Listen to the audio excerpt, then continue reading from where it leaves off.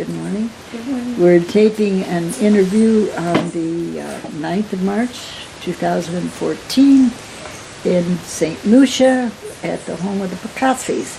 And the opportunity could not be let gone by without doing an interview, as she was a pioneer in the earlier days. It'll be earlier days later. Right now she considered it the later days. So, we can both live with that, okay? And this taping and interviewing of people like Erica is very easy and wonderful to do, okay? So, let's start, Erica, with a little bit about your Baha'i background. Okay. First of all, just for the record, my name is Erica Toussaint-Brock now. Good. When I came to the islands, it was Erica Toussaint because I came with my first husband, Steve, and my our two daughters, Colby, who was at that time 8, and Amy, who was 5.5. My Baha'i background is I am a 4th generation American Baha'i. The first Baha'i in our family was Howard Colby Ives, who many people know because he wrote Portals to Freedom. And it was Abdu'l-Baha who taught Howard the faith when Abdu'l-Baha visited the United States in 1912. Wow. Yeah. And it had been my goal to pioneer for years and years and years. And when both Steve and I hit the I want to pioneer point at the same time, we seized it. We called the International Goals Committee at that time and said we were ready to go pioneering. Steve's parents, who were not Baha'is, would have just died if we had gone as far as Africa, let's say, Okay. or over to Europe. So we said we need to stay sort of close to home for their peace of mind. And we have to be in an English-speaking country because we don't speak any other languages. Okay. And so there was need for pioneers all the way down into the Caribbean. Yeah. That was our development stage in there. Yeah. That was the development stage, yes. So they suggested that Steve go down and go from island to island until he found a job. Okay. So we packed up everything, sold most of it, and we got Before in- you found a place. Before we found a place. And we drove to Miami, where I stayed with a friend, with the 2 girls, and Steve flew down to the islands. And I don't remember where he went first or second, but part of the time he was here was in St. Lucia. He was looking for a job here, and he stayed with the Picassis. It was where he was in St. Lucia, and then he went to Barbados first. He went to Barbados first, and then he went to St. Came Lucia. back, and then he went over to St. Vincent, and then down to Grenada. Yeah. Okay. Yeah. Because it was that point where he had been taking a little bit of time, and one day the phone rings. She said, "There's this voice, this clear voice. This is Erica Toussaint. Do you have any idea where my husband is?" Because that was long before internet, and phone calls were very expensive, and the mail was not fast, and so we had no idea. We just knew he was down on one of the islands, and we were wondering what the progress was. So somehow or another, somebody thought he was in St. Lucia, and gave me your number. Well, I was secretary of the NSA. Yeah. So I would have been the contact person. Right, and it was the NSA, not of the With the Windward Islands. of the Windward Islands. So, and that's where we were headed. We knew that much. Yeah. Okay. So eventually, Steve found a job in Grenada. And this was in 1982. Okay. And Do you remember the time of year? Yeah, September. Okay. So we had traveled all summer, and we were hanging out in Miami waiting for him to find the job. He found the job, and then called us or contacted us, however it was that he did, and we packed up everything that we had brought with us. All the advice had been, take whatever you need. You're not going to find it there. So we were allowed 2 suitcases each, and I had the biggest, baddest suitcases for each. So 2 little girls and myself, that was 6 suitcases. And they were all the big suitcases, stuffed to the gunnels. And no wheels on suitcases. And no wheels on suitcases at that time. And only me to manage the 2 girls and the 6 suitcases. Uh-huh. So, and I was up all night the night before finding ways to pack all the things, and it took a lot of arranging and rearranging and all that sort of stuff. Anyway, we finally got on a plane. How did, before we move Yeah. into that, what kind of a job? What job did Steve find? Yeah, Steve had been a nursing instructor. He has a master's degree in nursing, and he found a job as a nurse in the local hospital in Grenada. Okay. They didn't want to hire him as a nursing instructor because he was an American, and this was the time when Grenada was under the communist regime, and so there was a lot of suspicion about any American coming down. They thought all Americans were members of the CIA. He was So they very didn't lucky. want to. He Yeah, was very lucky to get that job. he was lucky. And so they had said, well, we'll start you here, and then maybe when there's a job opening in the nursing schools that they had there, we'll consider hiring you. Okay, so back to your suitcases. Back to the suitcases. Okay, so anyway, our ticket was Miami, Barbados, and then on the little Liat jump from Barbados over to Grenada.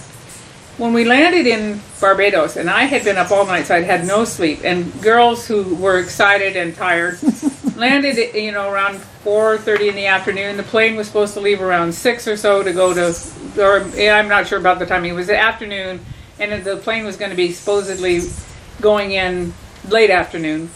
When we got there, lo and behold, there was no such flight as what the travel agency had booked for us. Welcome to the Caribbean. Welcome to the Caribbean. And my ear was not attuned to any of the Caribbean accent, and the Bayesian accent is very distinct, and I couldn't understand anything anybody was saying to me. And I was so tired, and I was managing all these suitcases. Some man came over to help me with the suitcases, and of course he moved them to wherever they needed to be moved, and then put out his hand. And I was not an experienced international traveler, and I hadn't thought to bring small bills with me, U.S. dollar bills. Okay. So the smallest I had was a $10 bill. Whoa! You gave him that? I asked him if he had change, and he looked at me like I was crazy. What was I going to do? I had no way to change it. Yeah. And so I gave him the $10, which was a lot of money for us. Whoa! It was a lot of money for him too. A lot of money for him too. He lucked out. Anyway, somehow or another, there were other passengers who were booked on the same non-existent flight. Okay. So Liat put together a flight, and we flew out that night, landed in Grenada, and the new airport had not been finished yet, so this was way up in the mountains. Okay. And somehow or another, Steve and your daughter Lynn and her husband Rick had figured out that it was going to come in, so they were hanging out at the airport. And when we got there, and they picked us up. It was an hour's drive down a windy road to get us down to where Lynn and Rick lived. And that was in Rick's old rickety car? Yeah, that was in the best car we had available to us, which was Rick's old rickety car. Yeah. Okay. Right. Yeah. When we arrived at the Berries, there were two other pioneers and their two boys who were the same age as my girls, from Great Britain, the Povies, also there at Lynn and Rick's. And so we came into this home with two Britishers and their kids, two Americans and their kids that had just arrived, same day. Wow. And Lynn and Rick, who'd been there for a long time and knew the ropes. Steve had found us a house. Okay. Which was about maybe 3/4 of a mile from where Lynn and Rick lived. Okay. So Rick took us over to that house that night because there really wasn't room to house us, and the Povies hadn't found a house yet. Okay. So we drove up this very rutted gap, deep into the gap, to the house that had been found. And when we walked into the house, my heart just sank because it hadn't been cleaned. There was termite dust everywhere. Everywhere. One of these nice old wooden houses. Nice old wooden house, yeah, but dirty and covered with termite dust. And the floors were so thin from the termites that you could see, I found out the next day when the light came up that you could see through some of the floorboards. And in fact, Amy's foot, or Colby's foot, one of the girls' feet went through Wow. the thin wood at one point. So this house The bathroom had been added on off the bedroom, and there was no light in that room, no electric light.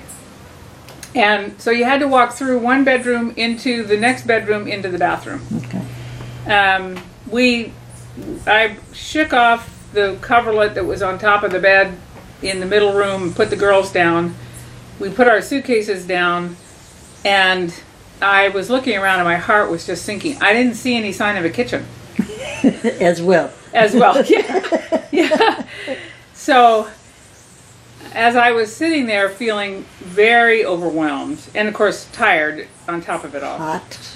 And hot. Yeah, hot and tired. And well, this, thank goodness the house was on the windward side, and so there was lots of trees. It bordered the back of a cocoa grove and nutmeg grove.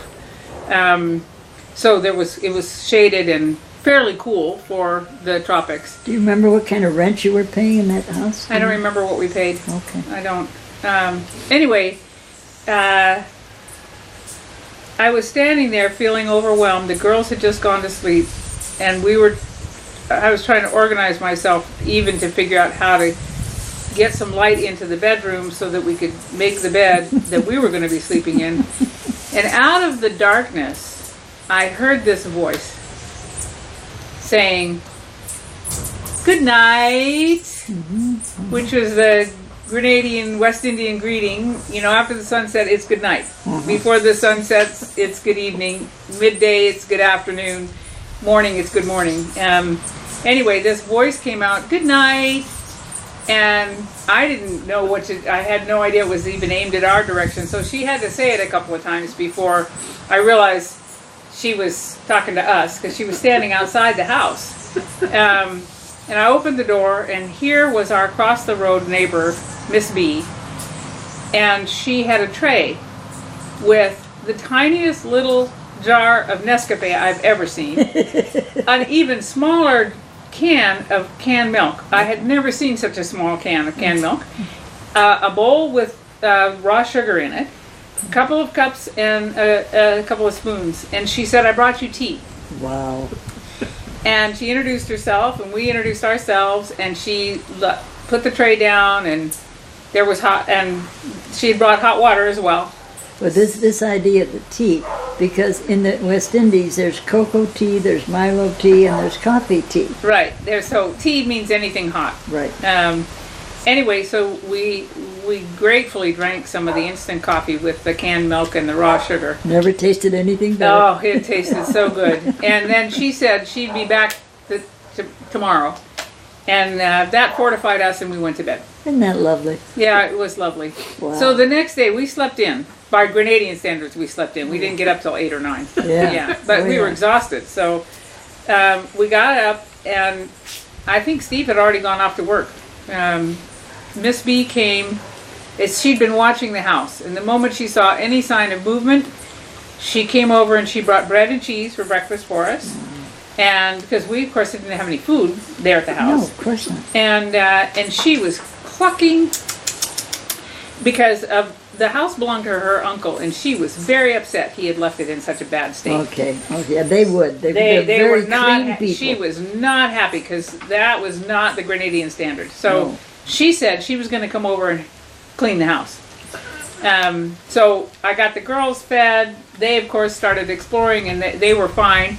And they found some of her grandkids were roughly their age, and so they started playing with them out there in the gap. Wonderful. And Miss B came over with her cleaning implements, which I had never seen before. And I tied a scarf around my head, and I started cleaning with her. And she was very surprised. I'll bet she was. She had not expected that a white lady would be working side by side with her. And of course, I would not expect that anybody would come and clean my house. Right. So we worked side by side. She showed me how to wield that long broom that had with the handle at that wrapped handle with the long fronds that were really great for getting cobwebs down. Like the one we have on the porch. Yeah. Well, no, it's not that. It's long. It's about almost 3 feet long, and it's a bundle of very fine. I don't know whether it's the spines from the palm trees or what, but it's like a long, thick grass. It's not grass. It's more like really thin twigs, but they're very straight.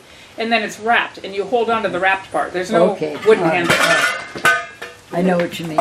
There's no wooden handle on it. Yeah. So anyway, we used that, and we used something else, and we went after all the cobwebs, and we had it cleaned and scrubbed. And by the end of the day, when we had gotten the house clean, and she had showed me where the kitchen was. How old were you at this time? I was 35 or 36, somewhere in there. She showed me where the kitchen was. You had to, if you wanted to get there from inside the house, you had to open a trap door and climb down some very steep ladder stairs, walk through two concrete rooms that were the foundation for the house, right, where the shower was also. Okay. But they had no lights in them at all. Right. And then out through into another concrete room, which was just concrete walls, concrete floor. No windows. Well, windows cut, openings. All right. Yeah, openings cut into the kitchen. Okay. And there was a little table with a kerosene stove on it, a little cupboard that was like a little armoire, but very small, that had just a mesh in front on the doors. All right. And a piece of wood with a sink stuck in it, and the pipe coming in, and the drain going out into the yard. Sure. That was, and I looked at it and said, it looks like a World War II prison camp thing. Anyway, so welcome to the Caribbean. Yeah, no refrigerator. Oh, no refrigerator. And I'm looking at this setup and thinking, how am I going to do this? Yeah. Because town is a 45-minute bus ride away. And no scheduled buses. No, but the transports ran frequently enough. All right. Anyway, so Miss B kind of fed us that first day while we were figuring things out. Lynn came over. We made a plan to go shopping the next day, and Miss B said that we could keep anything we needed to. The cheese and the yogurt that we were going to be wanting to keep cold, she said we could keep in her refrigerator across the street. Man. Yeah, it was great. So that was our first night in Grenada. And Miss B, at the end of our cleaning, she looked at me and she gave me one of the greatest compliments I've ever had. She pronounced me not a fussy woman. Wow. Yeah. Wow. Which I understood to mean that she was surprised and pleased that this white woman worked side by side with her on an equal terms. Oh, sure. Yeah. She would expect you to sit down and wait till she got done. Yeah. But and we became best friends. Right. And she was the first Baha'i in that gap. Wow. Yeah.